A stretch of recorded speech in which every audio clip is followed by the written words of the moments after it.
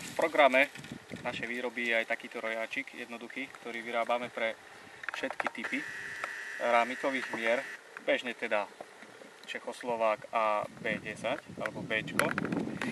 Tento rojáčik sa používa jednak na zber rojov, vtedy sa nepoužíva táto prepážka, ktorá je vo vnútri. Čiže jednoducho sa do ňoho striasajú roje, je dobre vetraný z prednej aj zo zadnej časti.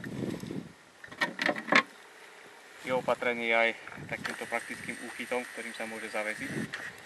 V prednej časti je tento rojáčik opatrený týmito dvoma letáčmi, a to preto, keď ho môžeme použiť, keď ho používame ako miesto na tvorbu nových odložencov, nových včelstiev, sa zasunie sem takáto rozdeľovacia vložka.